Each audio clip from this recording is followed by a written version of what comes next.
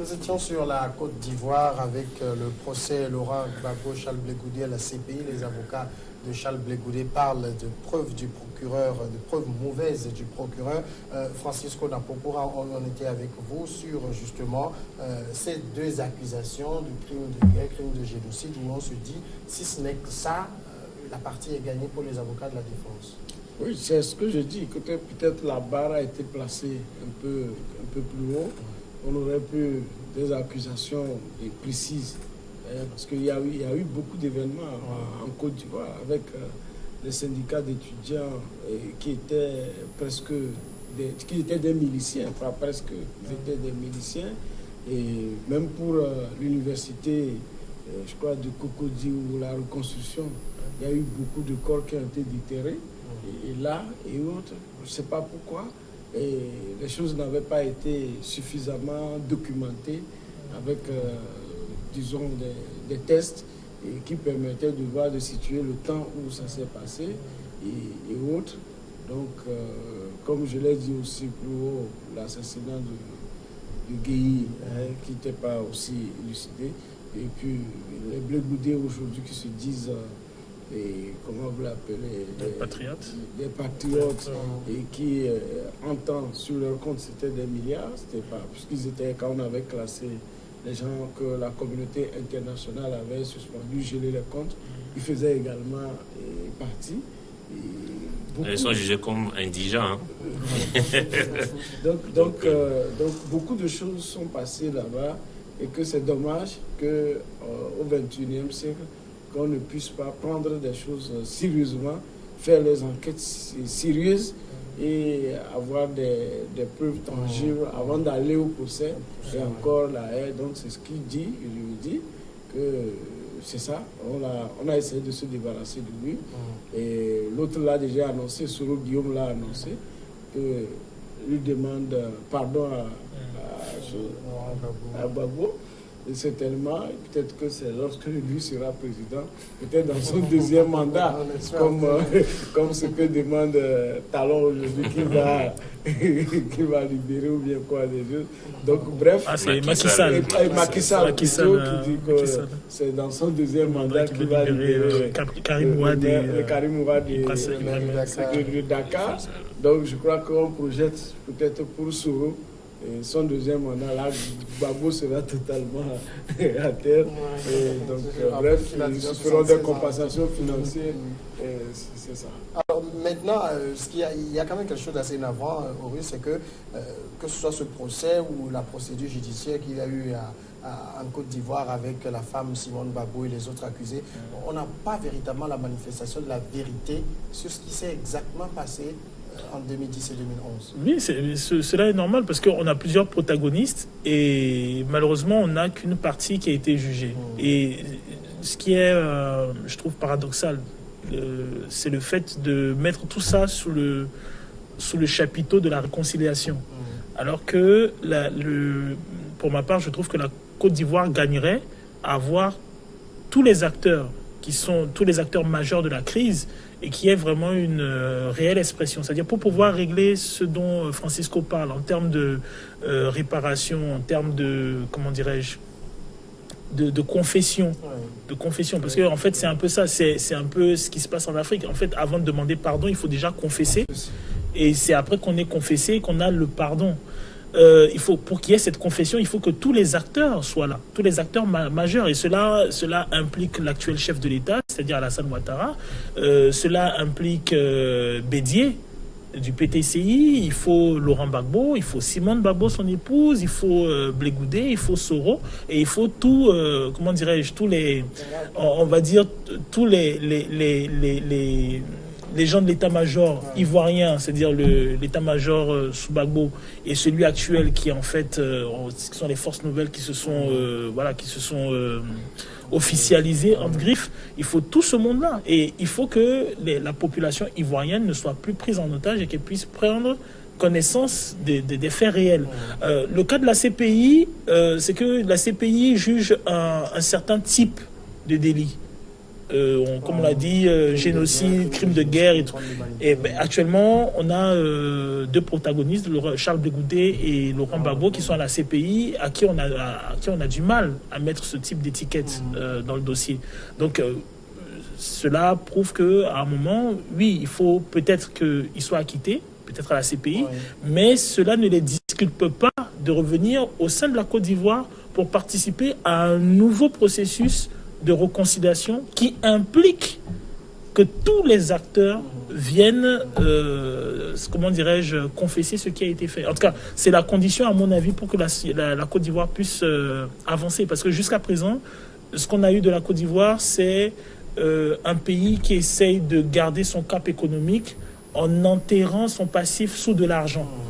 Et le problème qu'il y a, c'est que ça ne marche pas. On le voit dans le ressenti des gens, que ce soit artistiquement, politiquement, socialement, tout ça. On sent que les gens ont conservé cela. Et tôt ou tard, ça ressortira. Alors, Jean-Paul, dernière question. On sait que si éventuellement les juges de la CPI doivent rendre les décisions, il faut attendre plusieurs mois. Et plusieurs mois, on se rapproche de 2020. Il y a une autre présidentielle en Côte d'Ivoire. Est-ce que ça aura un effet sur les juges? Horus l'a dit, la CPI, c'est pas que de la justice. Il y a d'autres dimensions, diplomatie, politique, etc. Je partage aussi l'idée qu'on a écarté Laurent Gbagbo et Charles Blé Goudé de la scène politique, comme on l'avait fait pour Jean-Pierre Bemba. Mais jusqu'à quand, je ne sais pas. Même si je suis convaincu que Charles Blé Goudé, Laurent Gbagbo ne sont pas responsables des crimes qui leur sont reprochés, même si, par ailleurs, effectivement, on peut leur imputer un certain nombre de responsabilités dans ce qui s'est passé, mais pas ces crimes-là. Je ne suis pas pour autant convaincu de leur acquittement pour les raisons qu'on a évoquées, parce que j'ai plutôt l'impression que ce procès est davantage politique que judiciaire, sinon elle n'aurait même pas dû avoir lieu. Donc après, ils sont là-bas, enfin pour Laurent Gbagbo, je crois qu'il est là depuis 7 ans, et même pour le bon fonctionnement, le fonctionnement du bon justice, c'est déjà beaucoup trop pour simplement organiser un procès. Donc on verra ce que la Cour va décider en fonction des réalités sur le terrain, effectivement, de l'élection présidentielle en 2020 en Côte d'Ivoire, qui s'annonce tendue avec des acteurs, les trahisons, les alliances qui se défendent. Donc, on verra bien ce que ça. Oui, Francisco. Oui, même si c'est la justice des plus forts, comme on le dit, et beaucoup de gens, les gens autour de Ouattara ne sont pas allés, ni de Soro ne sont pas allés au procès comme ça. Mais rappelons-nous qu'il y avait beaucoup sont morts, des chefs de guerre et autres qui sont morts dans des conditions, n'est-ce pas, bizarres. Et peut-être c'était une façon peut-être aussi de fermer toute velléité d'aller chercher, n'est-ce pas, la vérité. Parce que on a déjà fait balayer la maison. Il reste la confiance. Je pense que le problème avec le peuple ivoirien, ce qui est d'ailleurs, après on a beaucoup de phénomènes qui n'existaient pas. On a les microbes, avec il y a beaucoup de rumeurs qui circulent. Ce peuple a besoin que, à un moment, les acteurs majeurs de cette crise-là, qui d'ailleurs sont dans le giron politique limite depuis les indépendances, les acteurs majeurs qui contrôlent la politique ivoirienne depuis pratiquement 30-40 ans. Ils ont besoin que ces personnes-là puissent dire concrètement les choses et puissent laisser la place à de nouvelles. Sinon, la Côte d'Ivoire, je ne vois pas comment la Côte d'Ivoire... Déjà, ils ont, déjà, on voit déjà les problèmes qu'il y a au sein du PDCI, on voit les problèmes qu'il y a au sein du RHDP, tout ça. Ils ont déjà vicié, par un certain nombre de comportements et par toute la violence, la génération politique suivante, celle qui aurait dû assurer le remplacement, le modèle économique, tout ce que, mais bien qu'il y ait des détracteurs de ce modèle et tout ce qui aurait pu pérenniser le modèle Oufoué, la Côte d'Ivoire en pole position, ils ont déjà vicié cette génération-là. Il faut qu'à un moment qu'ils lâchent le lest. Pour moi, c'est un drame qu'on ne puisse pas faire de politique, c'est-à-dire qu'on ne puisse pas parler de politique ivoirienne sans y intégrer des gens comme Bédié, des gens comme Ouattara, comme Gbagbo, qui étaient déjà là à l'époque d'Houphouët. Et Houphouët est parti, je pense, en 94. On parle de pratiquement 25 ans. Pratiquement 25 ans. À un moment, il faut tourner la page. Je vais juste finir en disant que l'un des points faibles du bilan de Ouattara, c'est de n'avoir pas réussi à réconcilier la Côte d'Ivoire après la crise post-électorale qui a causé tant de morts. Est-ce qu'il a même essayé? Justement, j'ai l'impression que non. On était plutôt dans une politique de rattrapage, comme on l'a dit, de revanche, etc., et de la justice des vainqueurs. Et c'est dommage parce que la Côte d'Ivoire a besoin de réconciliation. Même si par ailleurs, il y a un dynamisme économique, même si certains Ivoiriens vous diront que ça ne profite qu'à une minorité, comme au Togo, on dirait. Mais le pays bouge, mais on sent, comme Maurice l'a dit, que derrière, il y a beaucoup tout un pan de la société qui reste encore frustré, qui reste encore accroché aux souvenirs du passé, et que ça risque de dégénérer à tout moment. Il suffit d'une intercession. J'ai l'impression que le président Ouattara a je sais pas si c'est lui ou son giron, mais j'ai l'impression qu'il a eu la naïveté de croire que le simple fait de mettre l'argent, les infrastructures, tout ça, que ça pourrait couvrir. C'est en cela que les Ivoiriens ont découvert Alassane Ouattara. Alassane Ouattara était là quand Houphouët-Boigny l'a nommé Premier ministre. Tout à fait. Quand il avait nommé Premier ministre, c'était pour redresser l'économie ivoirienne. Et il l'a fait. C'était l'homme du FMI à l'époque. Oui, c'était l'homme du FMI. Il est venu, il a posé les pas, il a fait ce qu'il fallait. Et seulement non, mais avec une main dure, il avait la main dure. Il a introduit les tasses, même de résidence. La carte de séjour. Tout ça, il a été très. Qui ont été cassés après par Gbagbo et autres. Donc, bref, les Ivoiriens le connaissaient en tant qu'économiste FMI. Il n'avait que ça. C'est ça qu'il connaît, il maîtrise le mieux. Maintenant, quitte, n'est-ce pas, à ses collaborateurs, de dire qu'il y a, disons, cette portion-là que véritablement nous avons fouté. Il faut tout faire pour vraiment réparer les torts que les autres. Mais ça pose aussi le problème que soulève un certain nombre de personnes, c'est que peut-être ils ne se sentent pas suffisamment ivoiriens pour faire ça. Non, il est ivoirien. Je ne vais pas rentrer dans ce débat. En tout cas, ce qui est sûr, c'est que son arrivée dans le jeu politique ivoirien en 90 et après la mort de Tim, a complexifié davantage la situation. C'est depuis son arrivée que le Côte d'Ivoire, ça, quel que soit ce que disent ses partisans, on ne peut pas le nier. Avec son arrivée, il a d'abord eu mal à partir avec Bédié. Bédié, oui. Le coup d'État est arrivé avec le Conseil d'ivoirité qu'on a un moment imputé à Gbagbo alors que ça était de Bédié. Et on a connu le coup d'État sous Bédié et on lui a imputé la responsabilité du coup d'État que derrière les poutistes, c'était lui. Après, il y a eu la rébellion, 1 an et demi après l'arrivée de Gbagbo, tout ça. Donc, son arrivée sur la scène politique ivoirienne a été quand même à complexifier davantage la situation.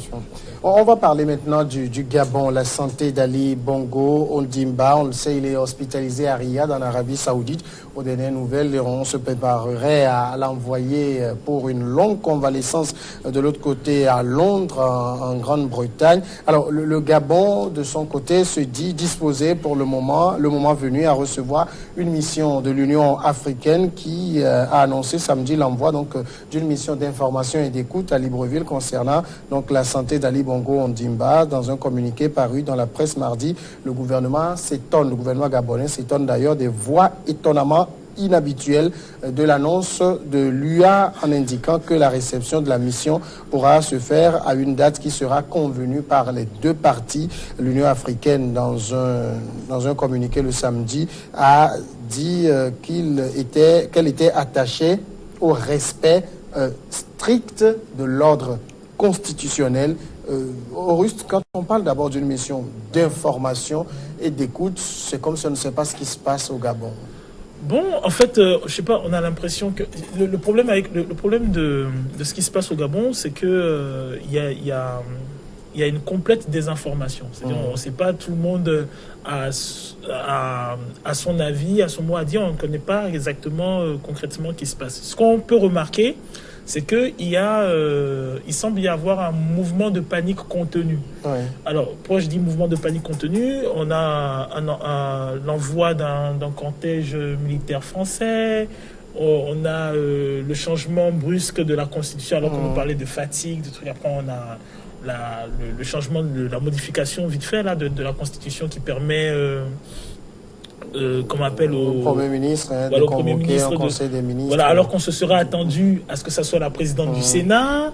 On a, comment dirais-je, la réaction très inhabituelle de l'UA, parce que, bon, l'UA, pour moi, n'est pas réputée, disons, n'est pas celle qui, généralement, soutient le respect strict des constitutions. Bon, sinon, il y a beaucoup de litiges qui ne se tiendraient pas en Afrique. Et d'ailleurs, ce qui est d'ailleurs étonnant, c'est la vélocité, la rapidité avec laquelle l'UA s'empresse d'intervenir au Gabon. Généralement, on l'a connu beaucoup plus laxiste, beaucoup plus molle. Il faut d'ailleurs taper sur la table avant qu'elle réagisse et tout. Alors, étonnamment, on a une UA qui est empressée, qui a envie de savoir ce qui se passe, qui veut un respect constitutionnel. Justement, et à ce titre, l'État gabonais qui est membre de l'UA, mais pose la question s'étonne d'un tel d'une telle réaction. Donc tout cela traduit d'un certain nombre d'informations que l'on ne connaît pas. Voilà, on est dans la spéculation. Là, actuellement, on a parlé de Ali Bongo qui quitterait l'Arabie Saoudite et qui pourrait être accueilli au Maroc. Maintenant, on parle de Londres. Bon, moi, je trouve qu'il aurait été beaucoup plus judicieux de l'emmener en Algérie, parce que le seul chef d'État qui a montré qu'il peut assumer un pays complètement malade et le gérer d'une main de fer, c'est Bouteflika. Donc voilà. Donc c'est triste ce qui se passe au Gabon, mais ce que l'on espère surtout pour le cas du Gabon, c'est que cela ne tourne pas à la violence. Et je trouve d'ailleurs, phénomène étonnant d'ailleurs, que depuis qu'il y a ce problème de santé d'Ali Bongo, je trouve que la classe gabonaise, notamment celle des opposants, est plutôt prudente. Je la trouve beaucoup plus réservée. Je m'étais attendu à ce que on ait des sorties virulentes, d'autant plus qu'on a vu toutes les violences qui se sont passées, tout ça, mais à contrario, on a une classe politique gabonaise qui est très mesurée, qui est très prudente, qui est très dans l'analyse, qui est très dans la retenue, même dans la contestation. On n'a par exemple pas eu de sortie dans la rue, on n'a pas eu de manifestation. Donc je pense qu'il y a un certain nombre de choses qui se passent en coulisses, dans le noir et qui ne sont pas dites. Justement, Francisco, si la mission arrive au Gabon, c'est quoi? Et elle va demander qu'est-ce qui se passe En fait, c'est comme ils sont sourds les africains. En fait, moi, je ne vais pas m'attarder sur l'Union africaine, mais je vois le plateau technique, ce dont dispose le Gabon comme santé. On dit le premier responsable du pays en Arabie Saoudite qui est malade. Et maintenant, les Saoudiens ont pu quand même, n'est-ce pas, le stabiliser. Et à un moment donné, ça devient un collier embarrassant pour eux. Et ils veulent s'en débarrasser. On parle de Londres, on parle de choses. Et le Gabon ne dit pas, amenez-les ici, nous avons un hôpital de pointe. Et voilà, quelqu'un qui gouverne un pays, qui peut être, disons, un centre de domicile fixe en quelque sorte. C'est déplorable. Un genre d'SDF médical. Et voilà. Donc on venait de parler de la Côte d'Ivoire. Le cas qui s'était produit en Côte d'Ivoire, lorsque Houphouët est mort, en fait, Ouattara était Premier ministre quand Bédié était président de l'Assemblée nationale. Et il était normal, et c'était la succession, c'était le président de l'Assemblée qui était Bédié d'ailleurs. Mais la Cour constitutionnelle en ce moment tardait à faire constater la vacance de pouvoir. C'est en ce moment que Bédié est parti avec les bérets rouges à la télé pour aller proclamer que c'est lui qui est le président. Donc, voilà, bon, ailleurs c'est arrivé où on a pris quand même, comme au Togo, ça s'est passé, où le président de l'Assemblée était out. On est allé jusqu'à trouver la chimie de son vice-président. Mais en temps, n'oubliez pas, ce qui s'est passé au Gabon, où on modifie juste un article. Ça s'est passé ici lorsque le président de la Cour constitutionnelle, Atou Kofi Amega, il s'est dit je préfère l'ordre à l'anarchie et pratiquement a demandé à ce que le président Faure Gnassingbé Eyadema, c'est bon. Gnassingbé. Eyadema, c'est son père. Bon. Voilà. Termine le mandat de son père. C'est grave et c'est ce qui est en train de se passer au Gabon. On peut dire que nous avons déjà donné une leçon que les Gabonais ont beaucoup assimilé. Et quand c'est arrivé, normalement, il y a le vice-président, n'est-ce pas? Et l'ordre constitutionnel est là, et on se retrouve, on dit, bon, personne d'autre. Et en dehors de la famille, puisque, en fait, la présidente non, mais de la Cour constitutionnelle, tous parentés. C'est la belle-mère du président. Voilà, ça veut dire que le principal opposant, c'est la famille. Même la présidente du Sénat est parenté à Jean-Pierre et puis la femme de Bongo. Ça veut dire que même le vice-président qu'on a là-bas, il n'a pas la poigne, c'est un garçon de chambre de la famille. Et donc, vraiment, c'est déplorable que dans nos pays, qu'on continue d'envoyer ce genre de messages à toute la génération de la Terre. D'accord. Oui, et c'est pas du tout bon. On pouvait saisir l'occasion, quand bien même c'est une mauvaise nouvelle, saisir l'occasion pour au moins une fois, étant donné qu'il y a une contestation qui n'est pas finie et que cette histoire-là est arrivée, essayer de voir comment on peut désormais arranger les choses, que la transition se fasse par celui qui va le faire, c'est-à-dire l'intérim, et que au finish, qu'on puisse organiser les élections. Alors, en fait, selon, bon, il y a des gens qui ne veulent pas que les choses se passent dans les normes. Oui, justement, il se pourrait qu'ils puissent revenir. Mais il faut que nos pays cesse avec ces crises. La preuve, un président qui tombe. Il peut revenir. Hein. Oui, bien sûr. Justement, Francisco a dit a évoqué le mot vacances. On a l'impression que la Cour constitutionnelle a tenté d'éviter le mot vacances ici. Oui, je crois que le nœud du problème, c'est est-ce que c'est une vacance temporaire ou définitive. Exactement. Parce que ce que prévoit la Constitution, je crois que c'est ce que prévoit toutes les constitutions à travers le monde, je ne les ai pas toutes lues, mais je présume, c'est qu'en cas de vacances ou d'empêchement définitif, on organise justement cette vacance définitive avec une transition assurée par le président du Sénat, le vice-président ou le président de l'Assemblée, et puis on organise dans un délai constitutionnel les élections. La difficulté là-bas, c'est que le président Bongo a eu un AVC. Visiblement, ses proches estiment qu'il va revenir et que petit à petit, il recouvre un peu ses facultés, même si on avait annoncé simplement une fatigue sévère au début.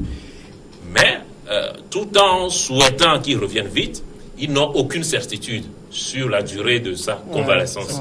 Donc ça peut prendre 6 mois, peut-être ça va prendre 1 an ou 2 ans. La difficulté, c'est que le pays doit continuer à fonctionner. Et que visiblement, d'après leurs tests, le Conseil des ministres est présidé, dirigé par le chef de l'État qui doit signer un certain nombre de choses et la Constitution ne permet pas à quelqu'un d'autre de le faire. Donc ils étaient dans cette difficulté. Si la Cour constitutionnelle constater la vacance, ça veut dire que c'est le président du Sénat qui assure l'intérim et élection dans 60 jours. Ce à quoi visiblement s'oppose. Et donc la Cour, comme Francisco l'a dit, a trouvé une argutie juridique pour modifier d'autorité la Constitution. C'est ce qui choque beaucoup parce qu'on aurait pu habiller tout cela de la procédure normale, envoyer le texte au Parlement et faire modifier que ça serait passé comme une lettre à la poste. Oui, sans doute, même si ça aurait fait jaser aussi, parce que ce que, là je suis d'accord, c'est ce qu'on reproche souvent aux constitutions, aux hommes politiques en Afrique, surtout aux dirigeants, c'est qu'à chaque situation, on adapte les tests. Alors que les tests sont là pour s'appliquer aux situations. Donc c'est pas chaque fois qu'une situation survient et en plein dans la situation, on modifie une virgule, un point, un petit mot, tout ça. C'est ce qu'on reproche en fait. Donc peut-être, moi je suis pas constitutionnaliste, je suis pas un grand juriste, un spécialiste de ces questions. peut-être que la Cour constitutionnelle aurait pu simplement donner un avis. Oui. Peut-être qu'il aurait dû être saisi par le gouvernement pour qu'il lui demanderait, voilà la situation, qu'est-ce qu'on peut faire au vu des tests? Et il aurait donné un avis. L'avis aurait pu être biaisé, peut-être forcé, cousu de fil blanc, mais au moins ça aurait été qu'un avis. Et le gouvernement, avec cet avis, aurait pu dire voilà, on fonctionne comme ça parce que c'est l'avis de la Constitution. Mais avoir modifié la Constitution comme cela, dans le contexte en plus gabonais, et avec toutes les reproches qui étaient faits à cette Cour, il était évident que ça allait provoquer les polémiques et la risée, encore une fois, de la terre entière. Non, on peut même s'interroger sur comment la compétence, la réelle connaissance des constitutionnalistes, surtout gabonais. Ils sont compétents. Non. C'est parce qu'ils sont compétents qu'ils ont modifié. Non, ça veut dire que personne n'a vu que l'État n'existe pas lorsque le président, par exemple, est empêché. Si personne n'a vu, de façon anticipée. Personne n'a vu cette situation.